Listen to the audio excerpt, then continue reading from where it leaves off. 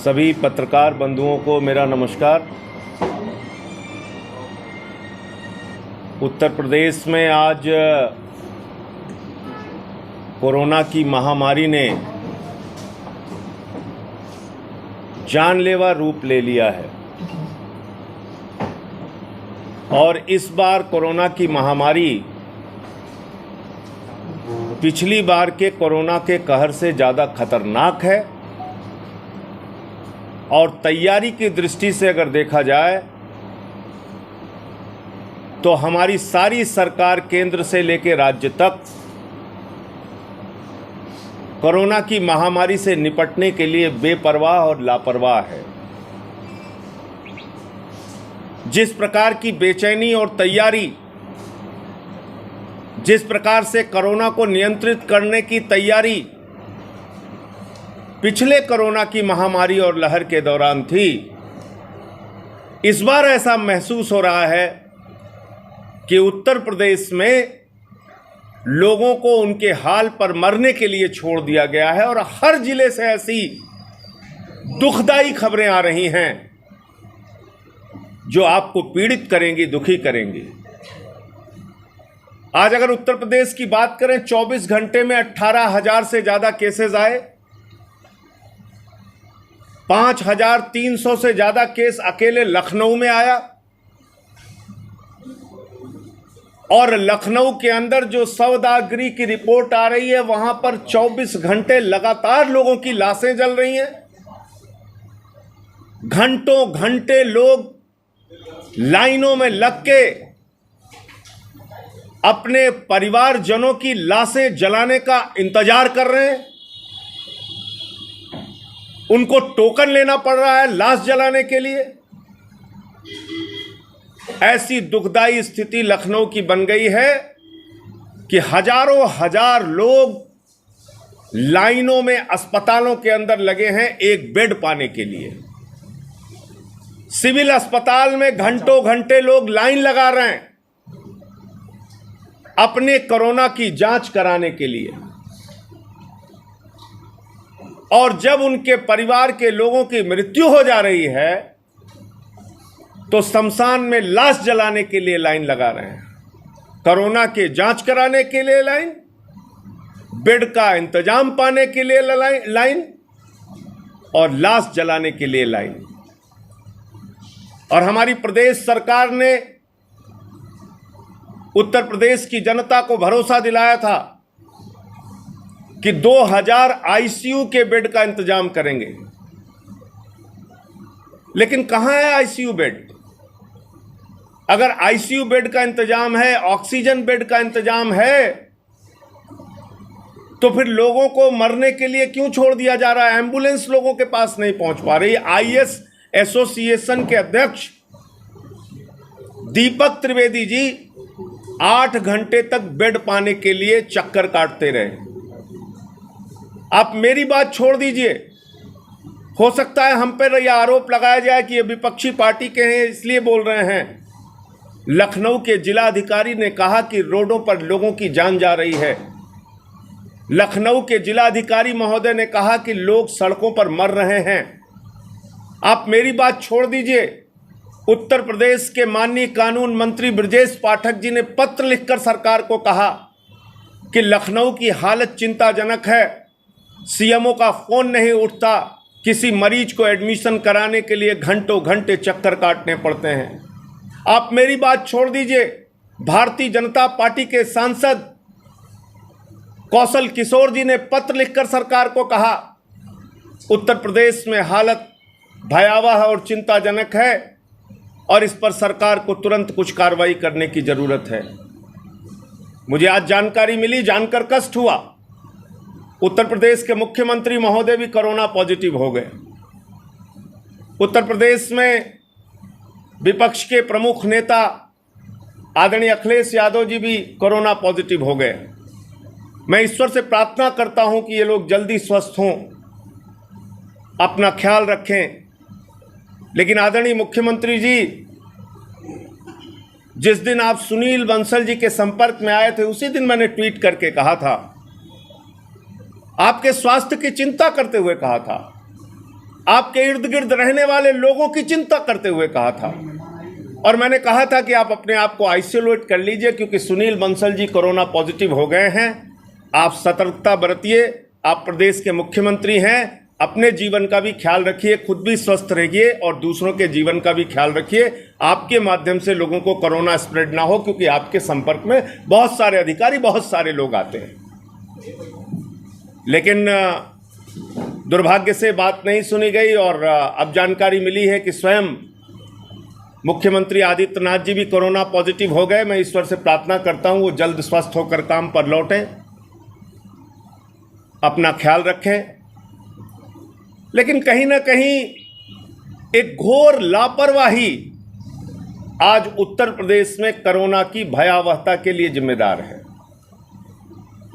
एक घोर लापरवाही, जब हजारों करोड़ रुपए पीएम केयर्स में चंदे के नाम पर कोरोना से निपटने के लिए इकट्ठा किया गया, सांसदों का 5-5 करोड़ रुपए 2 साल की सांसद निधि कोरोना से निपटने के लिए लगाई गई, तो मैं बड़ी विनम्रता पूर्वक पूछना चाहता हूं देश के प्रधानमंत्री से कि प्रधानमंत्री जी, वो हजारों करोड़ रुपए पीएम केयर्स का कहां गया? कितने आईसीयू के बेड बने, कितने हॉस्पिटल बने, कितने ऑक्सीजन बेड बने, कितना इंतजाम कोरोना से लड़ने के लिए भारत की सरकार ने किया, कितना इंतजाम उत्तर प्रदेश की सरकार ने किया, कितना इंतजाम आप लोगों ने कोरोना की महामारी से निपटने के लिए पिछले समय में किया है, वो सामने रखिए, खाका देश के सामने रखिए। आप ऐसे देश के लोगों को मरने के लिए नहीं छोड़ सकते। खुद आप बड़ी बड़ी बातें करते हैं, मन की बात से लेके सारी बात आप कर डालते हैं, लोगों को सावधान रहने के लिए कहते हैं, लोगों से सचेत होने के लिए कहते हैं।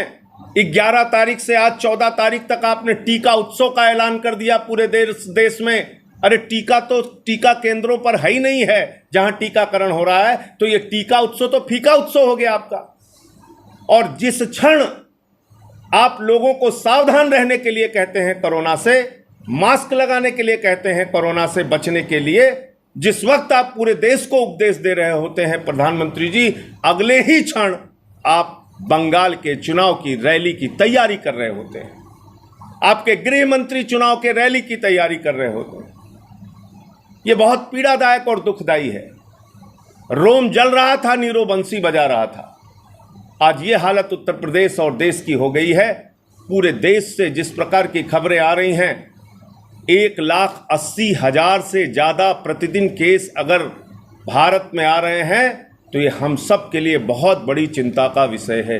1,80,000 ऐसा आलम तो हमने जब कोरोना की महामारी की शुरुआत हुई थी उस वक्त भी नहीं देखा। उस वक्त भी इतने केसेस नहीं आए, लेकिन उस वक्त सरकारें चौकन्नी थी, तैयार थी। ऐसा लग रहा था कि कुछ लोगों के लिए इंतजाम हो रहे हैं। आज कहाँ है ऑक्सीजन बेड, आज कहाँ है आईसीयू का बेड, आज कहाँ है लोगों के लिए इंतजाम? लखनऊ के अंदर एक पत्रकार, सीनियर जर्नलिस्ट, सच्चे भाई जिनको कहते हैं, वो सच्चे भाई इलाज के अभाव में उनकी जान चली गई। लखनऊ के उत्तर प्रदेश के एक पद्मश्री प्रसिद्ध इतिहासकार, उनकी जान चली गई, एम्बुलेंस नहीं पहुंच पाई उनके पास। प्रदेश के कानून मंत्री लिख रहे हैं, लखनऊ के सांसद लिख रहे हैं, और उसके बाद भी कोई तैयारी नहीं, कोई इंतजाम नहीं। तो मुझे लगता है कि कोरोना के नाम पर लोगों के जीवन से जिस प्रकार का खिलवाड़ इस समय हो रहा है, सरकार को, स्वयं मुख्यमंत्री जी अगर बीमार हैं तो उनके साथ के लोगों को, उनके जिन जिन मंत्रियों पर जिम्मेदारी है, वो लोग तुरंत सजग हो जाएं और हर जिले के अंदर कृपा करके आप कोरोना से लड़ने के पुख्ता इंतजाम बनाइए। और ख़ास तौर से लखनऊ, वाराणसी, प्रयागराज, कानपुर, जिन जिलों में बहुत तेज़ी के साथ कोरोना फैल रहा है, वहाँ इंतजाम अभी से मजबूत कर लीजिए, वरना जिस प्रकार से लाशों के जलने का दृश्य, लाशों के जलने के वीडियो आ रहे हैं, लोग रो रो के चीख चीख के अपने परिवार वालों की जाने जाते हुए देख रहे हैं, बेबस होकर मजबूर होके इस कुव्यवस्था का शिकार हो रहे हैं। ये मुझे लगता है कि बहुत ही पीड़ादायक दृश्य है और इसके लिए अभी से इसको रोकने के लिए, ऐसी परिस्थितियों से बचने के लिए सरकार को, प्रशासन को और मुस्तैद और तैयार हो जाना चाहिए। मुझे इतनी बात कहनी थी। आप लोगों के कोई प्रश्न हो तो आप पूछें। पूरे देश में कोरोना की बात की जाए, कोई एक मॉडल होगा जिस पर काम करने की ज़रूरत है इस पूरे देश में, वो कोई मॉडल, क्योंकि आपका दिल्ली मॉडल भी फेल हो गया, मुंबई मॉडल फेल हो गया, सभी मॉडल इस कोरोना के सेकेंड वेव जो हैं इस पर लगभग फेल हो चुके हैं। आप भले कहें केंद्र और प्रदेश की बात करें, लेकिन आज पूरे हिंदुस्तान के सारे मॉडल फेल हैं।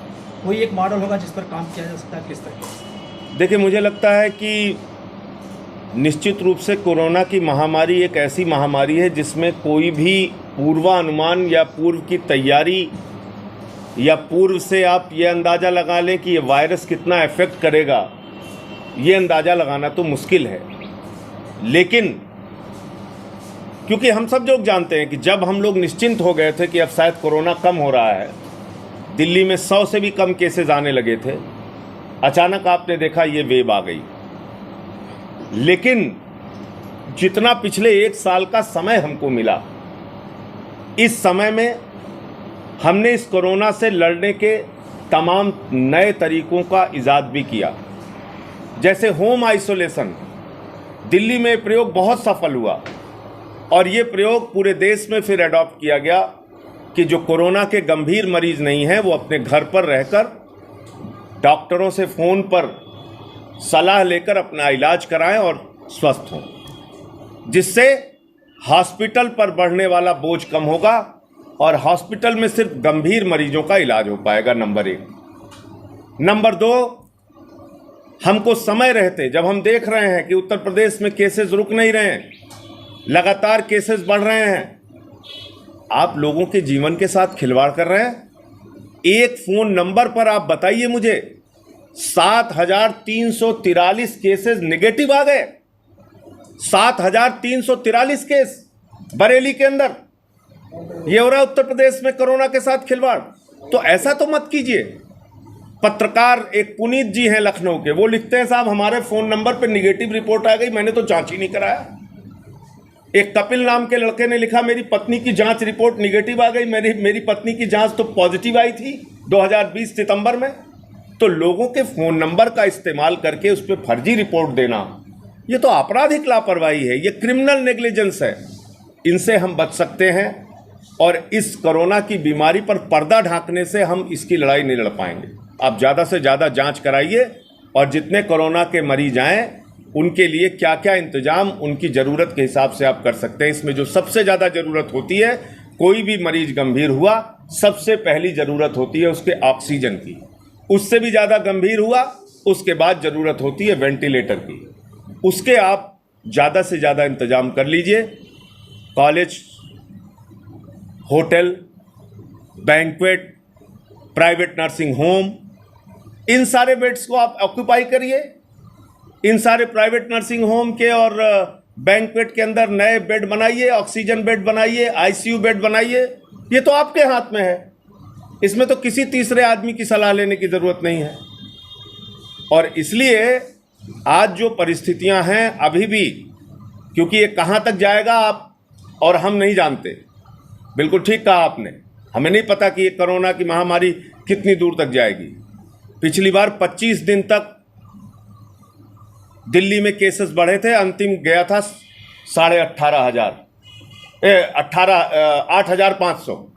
8,500 गया था अधिकतम दिल्ली में, और 25 दिन तक केसेस लगातार बढ़े थे, उसके बाद डाउन हुआ था।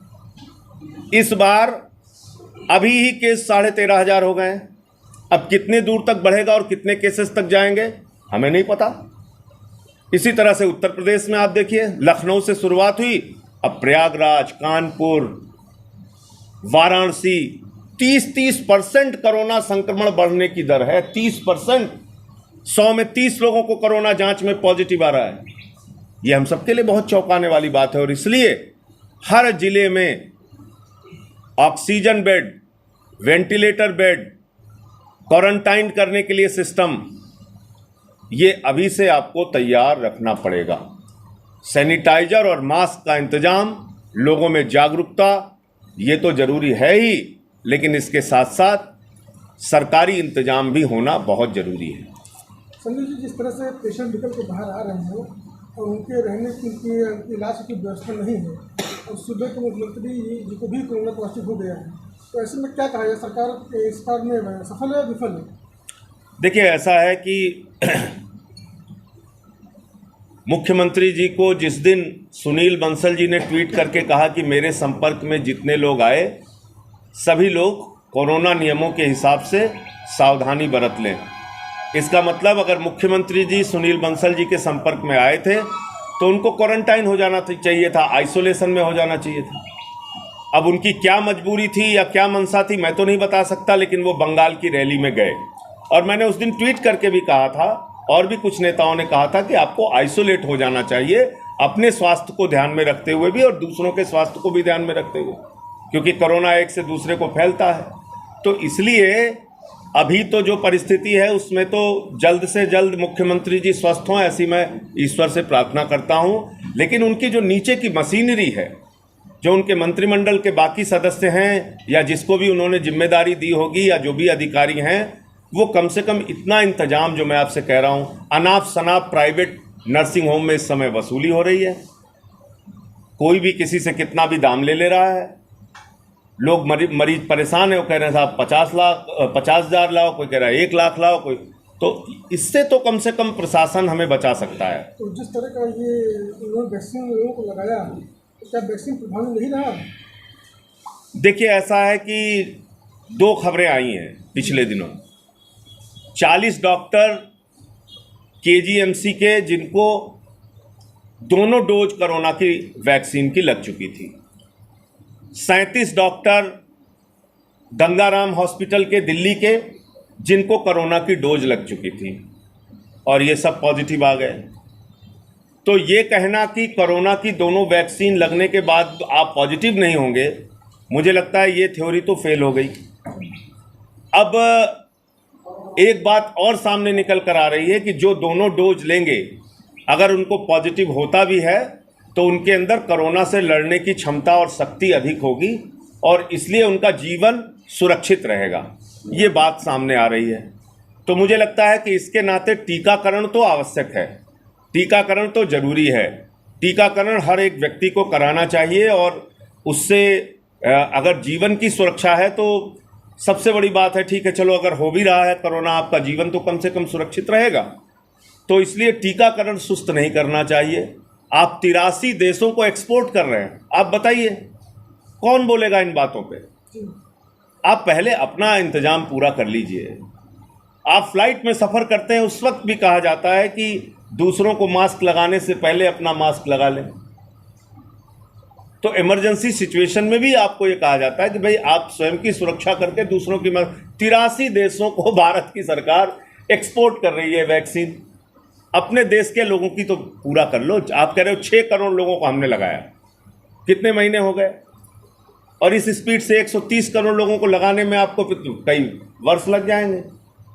तो इसलिए अब अगर टीकाकरण को आप एक अभियान के तौर पे चलाएं और एक निश्चित समय कर लें, भाई 6 महीने के अंदर, साल भर के अंदर हमको पूरे देश को ये टीकाकरण कर देना है, एक चुनौती के रूप में आपने। मैंने भी पहला टीका लगवाया, पत्नी के साथ जाके लगवाया, दूसरा अभी 42 दिन का उन्होंने समय दिया है, जैसे ही टाइम पूरा होगा हम जाके कराएंगे टीकाकरण। तो कम से कम लोगों की जान तो बच सकती है। आज हम लोगों को नहीं पता, सूरत में 24 घंटे लोगों की लाश जल रही है, अहमदाबाद में एम्बुलेंस की लाइन लगी हुई है, भोपाल का दृश्य आता है, यूपी का दृश्य आता है। इससे और आदमी को इस बीमारी ने इतना डरा दिया है कि बहुत सारे लोग तो सदमे में मर जा रहे हैं। जिनका हार्ट कमज़ोर है वो बेचारे हार्ट अटैक के शिकार होकर मर जा रहे हैं। उनको पता चल रहा है कि कोरोना हो रहा है तो रोने लग रहे हैं, परेशान हो रहे हैं। तो इसलिए हम अपने बस में जो है, अपना इंतजाम जो है उसको मजबूत रखें। ईश्वर भी उन्हीं की मदद करता है जो अपनी मदद करना चाहें। तो इसलिए मैं सरकार से यही कहूँगा कि अब जो समय है, उसको तेज़ी से इस्तेमाल करते हुए, इसकी भयावहता को देखते हुए आप अपनी तैयारी पूरी रखें। इस वैश्विक महामारी में संजय जी, इस